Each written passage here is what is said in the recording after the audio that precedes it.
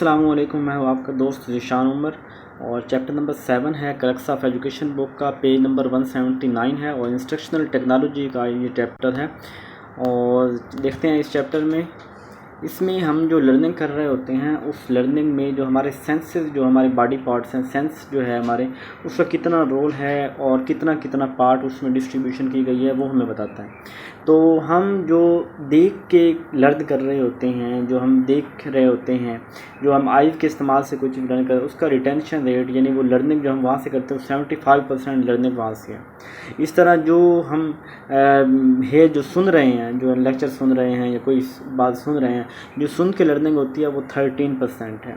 और इस तरह जो टच करके है, जिस चीज़ को हम छू के जो लर्निंग कर रहे हैं वो 6% है। इस तरह जो स्मेल और टेस्ट है, यानी स्मेल करके या चख के नाक और मुंह में से, ज़बान से, उसका 3% होता है। इसके अलावा कहता है जी कि जो टाइप मॉडल जो थर्बर है, इसने मॉडल की टाइप्स दी थी, 3 टाइप्स उसने बताई थी। थर्बर ने के मॉडल कितनी टाइप्स हैं? 3 टाइप्स हैं। एक को कहते हैं सिंपलिस्टिक, जो बहुत ही आसान होता है, फिर होता है एक कम्प्लेक्स जो बहुत ही मुश्किल होता है, और एक होता है सिंपल, ना मुश्किल है ना आसान, एक सादा सा है। तो उसे 3 है। थर्बर के मॉडल कितनी टाइप्स हैं? 3 टाइप्स हैं और उसके नाम भी मैंने बता दिए, सिंपलिस्टिक, सिंपल और कम्प्लेक्स। टेलीस्कोप क्या है? टेलीस्कोप एक प्रोजेक्टेड एड है। टेलीस्कोप से मुराद ये है ना कि उसको हम किसी ऑब्जेक्ट के ऊपर प्रोजेक्ट करते हैं, किसी चीज़ के ऊपर। तो टेलीस्कोप जो है प्रोजेक्टेड एड है। 8th question, diascope and magic lantern are the other name of. जो डायस्कोप है और मैजिक लैंटर्न है, ये प्रोजेक्टर जो हमारे पास स्लाइड प्रोजेक्टर, उसका अदर नेम है। जो हमारे पास ये प्रोजेक्टर होते हैं यूनिवर्सिटीज़ वगैरह में, तो डायस्कोप और मैजिक लैंटर्न, चूँकि इसके अंदर ये जो दोनों चीज़ें यूज़ होती हैं, और इसी को ये कहा गया कि ये उसके अदर नेम भी हैं। ओपेक प्रोजेक्ट जो होता है उसे एपिडायस्कोप कहते हैं। जो गैर शफाफ जो प्रोजेक्टर होता है, ओपेक प्रोजेक्टर, उसे कहते हैं एपिडायस्कोप कहते हैं। याद रख लेना आप लोगों ने। 10 का, a film strip usually consist of separate picture. एक जो फिल्म का एक जो स्ट्रिप, एक छोटा सा पार्ट, उसका कितने तकरीबन 40 से 100 पिक्चर तक जो है ना, यानी देखिए ये जो मूवीज़ वगैरह हम देखते हैं, अगर इसको हम पिक्चर की सूरत में कन्वर्ट करें तो मुख्तलिफ हंड्रेड्स ऑफ पिक्चर्स मिल के उसके बाद मोशन क्रिएट होती है। तो वो 40 से 100 पिक्चर्स जो हैं वो मिल के फिर फिल्म की स्ट्रिप बनती है। इसके बाद है 11 है कॉमिक्स, ग्लोब्स, कार्टून। ये जो ग्लोब्स हैं, कार्टून वगैरह हैं, ये सारी ग्राफिक्स में आती हैं चीज़ें। टीचिंग स्टाइल की classified under autocratic style. Teaching का वो स्टाइल जो ऑटोक्रेटिक आपको पता है कि जिसमें एक बंदे की अथॉरिटी होती है। तो ये वाली प्रोग्राम्ड इंस्ट्रक्शन होती है, प्रोग्राम्ड इंस्ट्रक्शन जिसमें ऑटोक्रेटिक होगा। जैसे आप इंस्ट्रक्शन, तो मैंने कहा था कि टीचिंग को इंस्ट्रक्शन कहते हैं, यानी जिसमें जो टीचर एक पढ़ा रहा होता है। और वो इंस्ट्रक्शन, अब प्रोग्राम इंस्ट्रक्शन ये हो गया कि एक बंदा जो लेसन प्लानिंग करके आके उसको पढ़ा रहा है, या इसको प्रोग्राम इंस्ट्रक्शन को एक बंदा जो कंप्यूटर के ऊपर जो है ना वो पढ़ा रहा है, प्रोग्राम कर रहा है। तो ऑटोक्रेटिक स्टाइल। जो परमिसिव स्टाइल होता है, जिसमें इजाज़त होती है, उसको रोल प्लेइंग कहते हैं, मिलजुल की जो होता है। तो जिसमें टीचर एक्टिव होता है और स्टूडेंट पैसिव होते हैं, उसे ऑटोक्रेटिक स्टाइल कहते हैं। और जिसके अंदर जो है ना वो लर्नर क्रिएटिविटी, यानी स्टूडेंट एक्टिव होता है, वो अपनी क्रिएटिविटी दिखाता है, तो वो परमिसिव स्टाइल होगा। ट्राईएंगुलर प्रोसेस जो टीचिंग का है, उसके अंदर एक तो टीचर आ गया, फिर स्टूडेंट आ गया, फिर कंटेंट आ गया जो पढ़ना है, ये 3 चीज़ें आ जाती हैं। गोल ऑफ टीचिंग का गोल जो है वो यही है कि जो स्टूडेंट्स हैं, जो उनके डिज़ायरेबल चेंज करनी है उनके बिहेवियर के अंदर। Role of presenting content to make them easy. जब आपने कोई चीज़ पढ़ानी है और उस पढ़ाने के अमल को आप आसान करते हैं, तो ये आसान करने के अमल को कहते हैं मैक्सिम्स ऑफ टीचिंग। और लेक्चर मेथड जो होता है, उसके स्टूडेंट जो होता है उसके अंदर पैसिव होता है। और इसके अलावा सिंपोजियम जो है वो डिस्कशन मेथड को कहते हैं। हॉरिस्टिक का मतलब होता है इन्वेस्टिगेट करना। आर्मस्ट्रॉन्ग ने इसी हॉरिस्टिक मेथड को दिया था, और हॉरिस्टिक जो है वो ग्रीक वर्ड्स निकला है, हॉर्सिस से निकला है। ये आप याद रख लें कि हॉरिस्टिक ग्रीक वर्ड है, इसका मतलब इन्वेस्टिगेशन है। आर्मस्ट्रॉन्ग ने दिया था, ये इंपॉर्टेंट टर्मिनोलॉजी है, मेथड है। सिंपोजियम डिस्कशन मेथड को कहते हैं। इसके बाद गुड ड्रामा वो होता है जो लॉन्ग प्ले हो, और गुड जो ड्रामे ज़्यादातर यूज़फुल होते हैं, ये हिस्ट्री के अगर हो ना, हिस्ट्री के यूज़ होते हैं।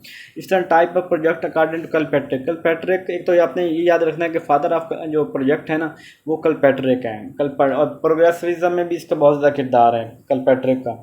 और प्रोजेक्ट की जो इसने 4 टाइप्स बताई हैं, वो 4 टाइप्स कौन कौन सी है? एक है पहले कंस्ट्रक्शन, सेकंड उसका है एंजॉयमेंट, थर्ड उसका प्रॉब्लम, और फोर्थ है स्पेसिफिक लर्निंग, यानी कंस्ट्रक्शन, जिसके अंदर वो कंस्ट्रक्ट कर रहा होता है, एक चीज़ को बना रहा होता है, मोल्ड कर रहा होता है, और जो इन्जॉयमेंट है उसके अंदर उसका एक्सपीरियंस कर रहा होता है, फिर प्रॉब्लम को देखता है, उसको सॉल्व करता है, स्पेसिफिक उसकी एट द एंड लर्निंग होती है। तो प्रोजेक्ट के कितने टाइप बताएं, 4 उसने बताए हैं।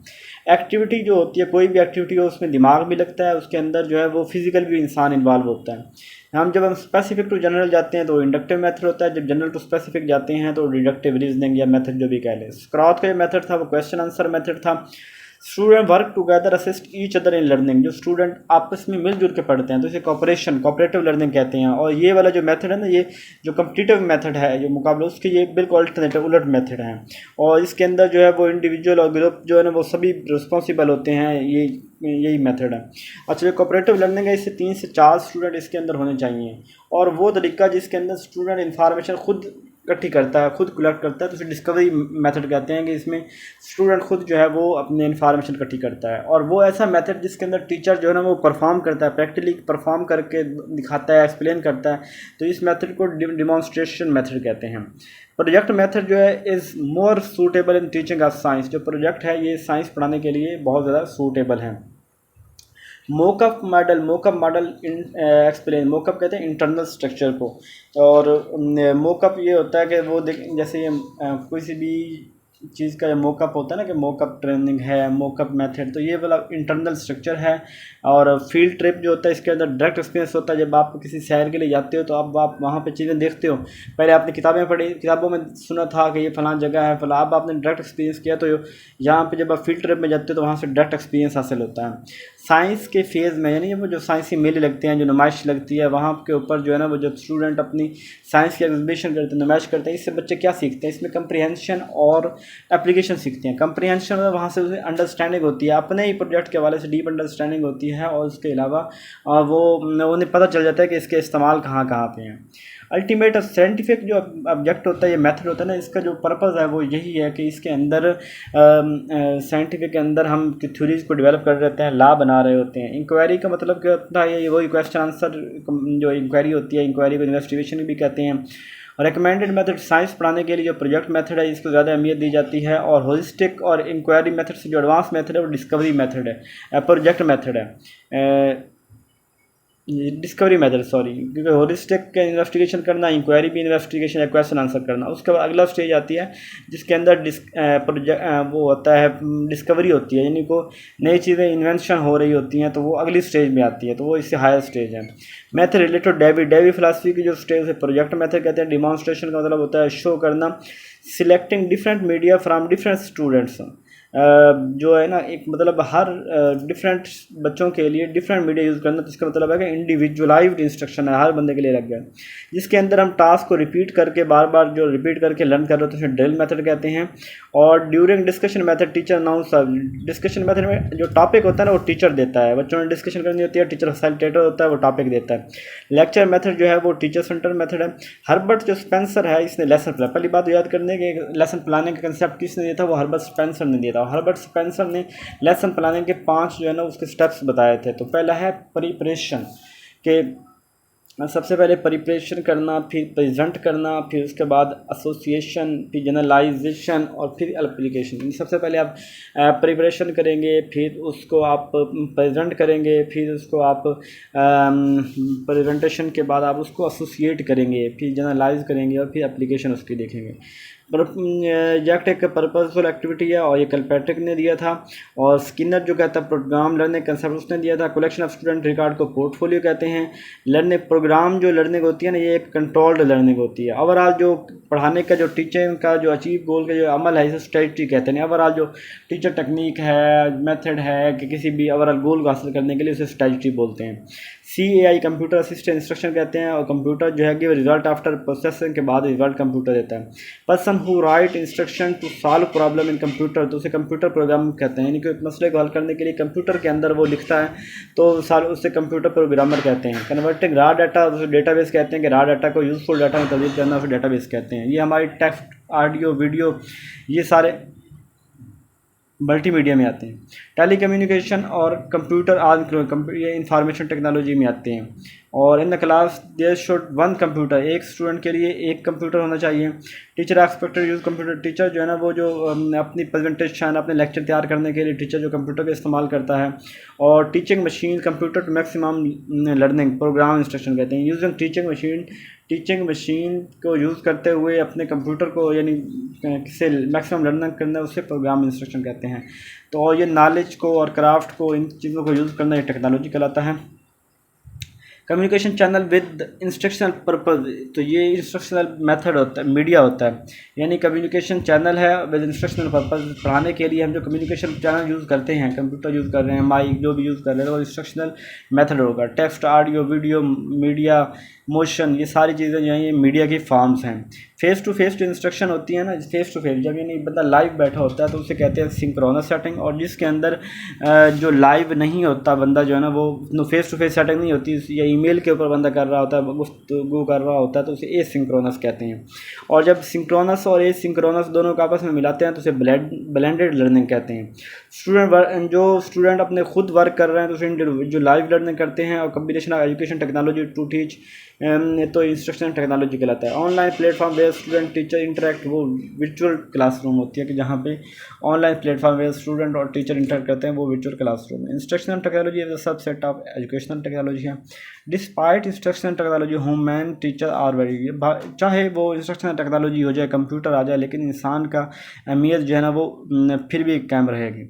Student claim what they found online is there on creation, यानी आप स्टूडेंट समझते हैं कि जो उन्होंने कंप्यूटर के ज़रिए जो उन्होंने देखा है ना, जैसे कोई आपने क्वेश्चन सर्च किया, आपको वहाँ से आंसर मिल गया, कोई वीडियो आपने देखी तो उसकी सर्च की वीडियो आ गई, तो स्टूडेंट समझते हैं कि ये जैसे उनकी अपनी ये इन्वेंशन है। नहीं, वो एक तो किसी का काम है। तो ऐसे जो होती है जैसे साइबर चीटिंग कहते हैं कि जिसके अंदर किसी दूसरे के वर्क को हम अपना वर्क समझ रहे होते हैं। आईईपी स्टैंड करता है individualised educational plan. IEP individualised educational plan. और ये क्या कहते हैं कि helps the teacher in the preparation of, तो वो लेक्चर को तैयार करने में टीचर में इंडिविजुअलाइज्ड इंस्ट्रक्शनल प्रोग्राम होता है। जो जियोग्राफी वाले हैं वो सबसे ज़्यादा जो यूज़ करते हैं वो जीपीएस यूज़ करते हैं, यानी जहाँ जगहों पहुँचने के लिए। परी माइक्रो कंप्यूटर शुरू में जो ना परी माइक्रो कंप्यूटर यूज़ करता और उसका मकसद ये था ड्रिल प्रैक्टिस होता है 1950 से 1970 तक। फिर माइक्रो कंप्यूटर आ गया जिसके अंदर वो ना कंप्यूटर को टीचर हैंड टीचर्स को माइक्रो कंप्यूटर दे दिए 1970 से 90। और फिर ये जब इंटरनेट आया तो फिर डिस्टेंस लर्निंग एजुकेशन शुरू हो गई 1990 से 2000 के दरमियान। और अभी क्वेश्चंस एरा 2000 स्टूडेंट या अब वो वाला एरिया पता है। अब अभी क्वेश्चंस उसने किसको कहा है। इमेजिंग टेक्नोलॉजी कहते हैं कैमरास के अंदर ये इमेजिंग टेक्नोलॉजी है। और इसके अलावा डिस्प्ले टेक्नोलॉजी कहते हैं इंटरेक्टिव वाइट बोर्ड, जो डिस्प्ले यानी हमें नज़र आता है तो ये white board interactive white board कहते हैं, जो टेक्नोलॉजीज़ होती हैं। और इसके अलावा इमेजिंग टेक्नोलॉजी कैमरा स्कैनर होता है। पेरिफेरल वो हमारे माउस कीबोर्ड मॉनिटर प्रिंटर जो चीज़ें कंप्यूटर के साथ अटैच होती हैं उन्हें कहते हैं पेरिफेरल टेक्नोलॉजी। 89 है non access to technology on conscious basis, तो ये कहते हैं digital divide. Non access to technology on sociometric, तो digital drive system in which camera sensor read body movement, तो gesture based system in which camera sensor road पता नहीं अबू जी। तो ये कह रहे थे कि जो कंप्यूटर के साथ चीज़ें अटैच होती हैं ना तो उन्हें कहते हैं पेरिफेरल डिवाइस। 89 है सोशियो इकोनॉमिक बेसिस जो होती है ना तो वो डिजिटल डिवाइड होता है, यानी नॉन एक्सेस टू टेक्नोलॉजी और सोशियो इकोनॉमिक बेसिस। तो ये कहते हैं डिवाइड कर दिया, यानी वहाँ डिजिटल डिवाइड यहाँ के जहाँ सोशियो इकोनॉमिक में वहाँ पे कंप्यूटर अवेलेबल नहीं है। सिस्टम में camera sensor reads body movement, वो जहाँ पे ना वो आपने देखा होगा कैमरा लगे होते हैं, जब भी उनके कोई मूवमेंट होते हैं तब वो ऑन होते हैं, अपनी लाइट भी ऑन करते हैं, फोकस करते हैं। तो ये डिजिटल ये गेस्चर बेस्ड कंप्यूटर कहते हैं, गेस्चर बेस्ड कंप्यूटर। इस तरह देखा है ABCD अप्रोच होता है जिसके अंदर RDS behaviour condition degree ABCD RDS, फिर उनके जो है बिहेवियर, फिर उनकी कंडीशन और फिर डिग्री, ये चीज़ें होती हैं। ADDI किसको स्टैंड फॉर करता है? ये कहते हैं analysis design development implementation evaluation. ये थोड़ा सा आपको याद करना पड़ेगा। एनालिसिस डिज़ाइन डेवलपमेंट इम्प्लीमेंटेशन और वैल्यूएशन, और ये प्राइमरी मॉडल है इंस्ट्रक्शन डिज़ाइन का। जोहन किलर जो है उसने जो मॉडल दिया था ARCS मॉडल दिया था। ये ऐसा मॉडल होता है कि जिसके अंदर पहले ARCS देख लें कि अटेंशन, रेलेवेंस, कॉन्फिडेंस, सेटिस्फेक्शन होती है। इस मॉडल के अंदर वो ये reliability, durability, serviceability, price, sympathy, इस तरह की बात करता है। PC कहते हैं कंप्यूटर, पर्सनल कंप्यूटर को, और computer make the instructional work fast और ईजियर बना देता है, और टेक्नोलॉजी ये हेल्प करती है हमें इंस्ट्रक्शन टू इम्प्रूव अपनी इंस्ट्रक्शन पढ़ाने को। और transferring data from internet to computer, जो हम इंटरनेट से कंप्यूटर में डाटा लेके आते हैं तो उसे कहते हैं डाउनलोडिंग। वो आपको समझ आ गई हो, कोई मसला हो तो पूछ लीजिएगा। अपना ख्याल रखिएगा। जज़ाकल्लाह खैर।